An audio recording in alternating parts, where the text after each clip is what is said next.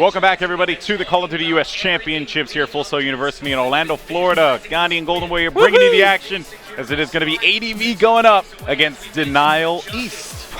Yeah, so this is actually a really big game. The winner of this is not playing strictly business. They're playing complexity in the loser's bracket. The winner will advance, and they will have a bid into COT Champs, and the tournament live will still be around. But anyways, we are jumping into Domination on Octane. We're finally away from the gray maps. This is, I feel like, alive. It's kind of gray here, too. I mean, it's a little sandy. It's a little shandy, you know what I mean? Definitely no brick buildings. That's true. Now let's take a look here at Cosmo, who was a former teammate of Neslo over in Prime Example, and a really talented player. I believe he's West Coast, if I'm correct. I'm not sure, though. I could be way off the mark on that one.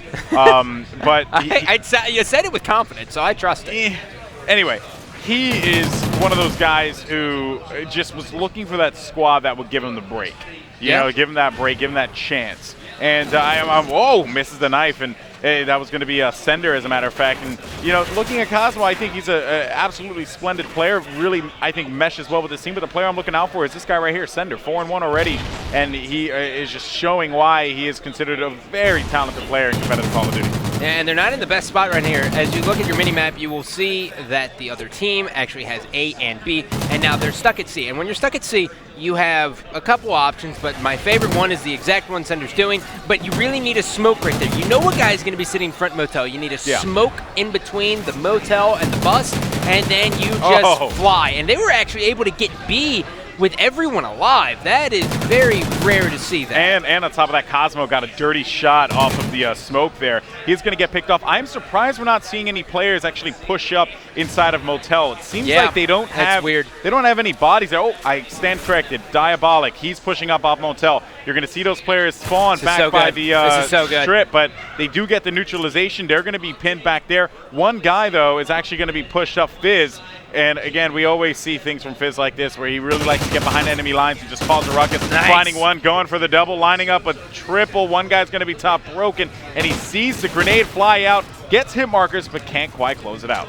And it was a great play by Fizz up there. You know, he caused a lot of distraction. And 9 times out of 10, when you have A, you're going to see a lot of people push out bottom pawn. And by pushing out bottom pawn, that basically gives you control of front gas. And when you have front gas control, you can really do what you want. Yeah, and nice you know, shots. Exactly. When you have that control there, you said you can do what you want, but most importantly, it gives you that chance to just push. Push.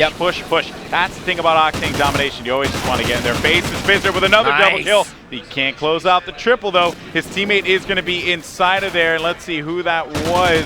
Kind of lost that one, but B is going to not be capped just yet. 42-35 in the favor on that nade. Actually, this is going to be in the favor of Denial East. So they're in the lead right now. Or, excuse me, I apologize. They're down by 5, but you know, they're soon going to be in the lead. It's been a long day, folks. Yeah. At least we're on Octane, though. You know, that's what matters. No. Anywho, and that's what matters. It is what matters. So now we are seeing as the guys of ADV are actually just getting swarmed. They do have C still, luckily, and if you look at the other side, they do not have a home flag. So they only are getting points from B. This is a little bit interesting, and I don't know where the urgency is to get their home flag, but they're just not worried about it. Yeah, well, you know, I mean, they have they know that they can get this lead. It's very close. They just need to get the kills there, and unfortunately, they don't. But I am kind of confused here because Diabolic was able to pick up that kill as we switch over to ADV. Diabolic was able to get that kill, and that pretty much just set the tone here. Now it seems like they are going to be losing B, and I don't know what happened with Denial East that they ended up giving up all that control without a home flag. Yeah, basically what ended up happening was a Sender here. If you switch over to Sender, who's sitting top semi, and he's just going to be taken out, Caster Curse. He was able to push out bottom pawn, and he rotated. Instead of going around front pawn, he rotated and cut through bottom gas, and he flanked someone who was all the way over at Broken Humvees. And he's been on Terran. Oh, what a disgusting 2-piece. There is another guy. Make that a 3-piece. He is on fire, 14-6. 30 seconds remaining on this side. Holy God. That's why I told you got to watch out for Sender. I mean, dude's a tank. But you know what? I got to give credit to Flawless. 18-9 while no one else has really been able to make a statement on this team, it is going to be a 7-point lead in favor of ADV. 6 point right now as time begins to dwindle down. Probably going to see this lead begin to shrink a little bit, and this first half is going to be so close. Second half is going to be so important. Oh, I mean, obviously, it goes without saying. Yeah. That's for all the marbles there, Alex. That's for all the marbles. So 4-point differential here. But the one thing I got to say, I've always preferred to watch teams hold A over C. And now ADV is going to be going to where A is their home flag. That's going to give them a little bit of an advantage. I want you guys to keep attention. Oh, my Flawless. That's what I'm saying, man. Where did it come from? He was 18-7 at one point, and he ended 22-9. Yeah, I get that, but like you gotta tell me these things. I said it. I you literally didn't say said anything. You're a liar. You're a liar. You're a liar. Your pants are on Flawless fire. 22-9. If he can do that again, but look at the rest of his team though. Not there. Knockside 7-11. You got Fizzer 9-13. Twiz 6-12. How are you going to be effective there? How are you? You're not. So much. I don't know. I think a bug just flew in my mouth. He had to clear his throat because that's how crazy it is. I mean, yeah. I don't know, man. It was weird. It feels to me, and we've seen this happen before. Flawless goes off a lot for this team. Flawless, he really does. He's a great player, and I expected a little more out of Fizzer. Yeah, I won't lie. I did too. Expected more out of Fizzer. He got a couple good kills though. He did. He got a couple good doubles. It's not that he wasn't doing well. It's just not as well as he should have been doing. He wasn't getting kills that were directly impacting his teammates' performance. Exactly. It was just like he got kills. Yep. And that was it. And that's what you'd remember out of it. And you always have to remember, guys, you can get kills. And it's, of course, I mean, slaying is a part of this game without a doubt. Yep. But you have to get the ones that matter, the key kills. Because you can slay your heart out. But if you still lost, what does it mean? Yep. Nothing. It means that you suck. And you blew the game. I don't know if it's that far. You're so mean. Scottish here, ladies and gentlemen, is the most cruel person. He's a savage. Someone has to do it. I know. I'm way too nice. Yeah, and you're way too nice. Puckett's that like, oh yeah, this is gonna be a good game for everyone. And it's like a 1 versus 16. Like even expected like FB to like take him a game. I was like, come on. Yeah. You gotta have the brutal honesty. That's what I deliver. You know what? I respect that, man. That's what I got. I think there's a lot of people that in the RCOD competitive community that would support you in that as well. Yeah, but Reddit. I love the Reddit guys. It's such a hard line to flirt with because like if you can predict something wrong and you're very opinionated about it, like I don't know me. You hear about it instantly. Well, I've already gotten like 17 tweets that are like, your brackets suck. I was opinionated about my bracket. I know. But I mean, but it's like we said earlier. You have to know how to accept being wrong, right? That's it. And some people just can't do that. Some people just can't do that. It's very easy to admit when you're wrong, especially when you're me and you're wrong quite often. And my Xbox. Wait. No, it seems like I don't think that game exists. I think something broke. Yeah, you may have done something wrong. Now, we're going to go to a quick break. Seems like they're having a slow time starting up this next game. We'll go ahead and kick this one off in a little bit. You're not going to want to go anywhere. It's going to figure this one out. We'll see you in just a bit.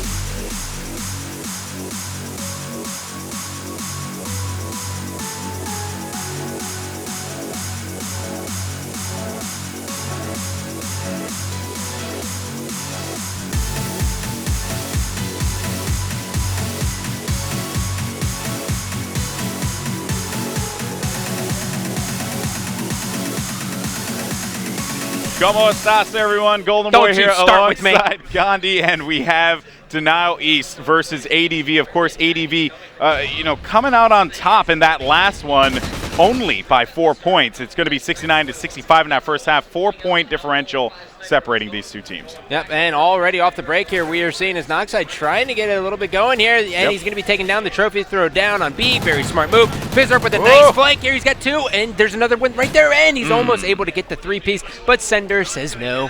Yeah, but just as all that craziness was going on, Twiz was able to move right inside of the A flag, and now he's going to get control of that. He has that trophy system there for protection. One player comes from strip. Doesn't win the gun battle, but the damage was certainly done there. Let's see if his teammates are going to be able to capitalize on that and push up on B. And it seems like they get it neutralized, but that's about all we're going to get from that.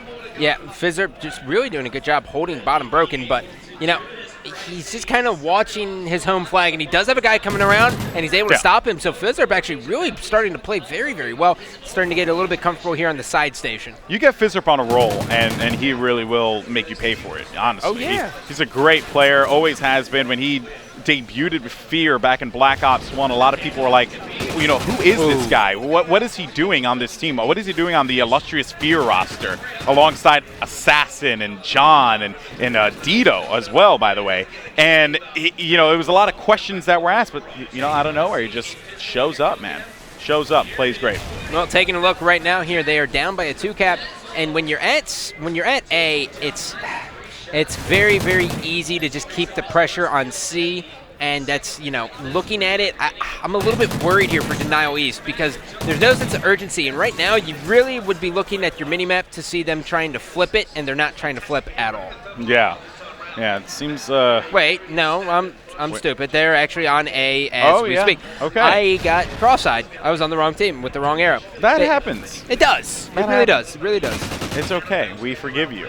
Well, this is huge. Anyways, what I was saying was this is absolutely huge. They have the 2-cap, and by having this 2-cap and not giving them a central flag, this forces ADV to make decisions as soon as they spawn because they're going to spawn randomly around the map, and then they have to go with the guy who spawns first, and whoever spawns first calls where they go. Which is very unfortunate is that Twiz and company were not able to get on B sooner. They only had 2 up when you had one of the members of ADV pushing up on the C flag, getting that cap. He wasn't able to get there fast enough, and it wasn't his fault because he had no support. Then his teammates come up, they still can't do anything about it, and they're down again as they don't have C and B.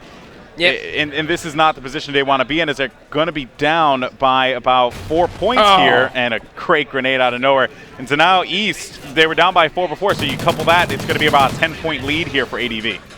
ADV now still holding on to this. There's 2 minutes left in this game 1 here. Still a long series ahead of us to play. Keep in mind, this is loser bracket round 1.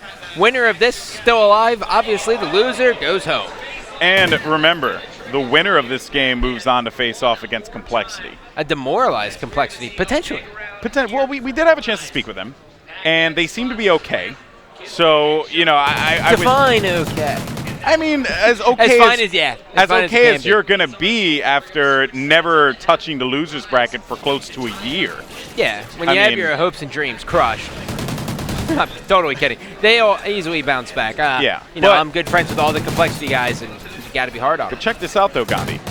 You have to wonder about ADV going into, if they win this game, let's say, they took TK to a game 5. They took TK to a game 5, and ADV almost beat Complexity on the online qualifier. As a matter of fact, I apologize. Oh! Whoa, what did you see? Diabolic ended up getting... Well, let's just go ahead and jump to Diabolic, because right now he's 16-7, and he is just tearing it up here, finding another player right by the truck. He's on an 8 kids spree. Up.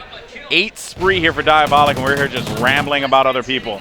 Yeah, well, that's what happens. And finally he gets taken out 17-8 with 1 cap. He is a monster right now. Diabolic has always been a solid performer. It's so? Just, always.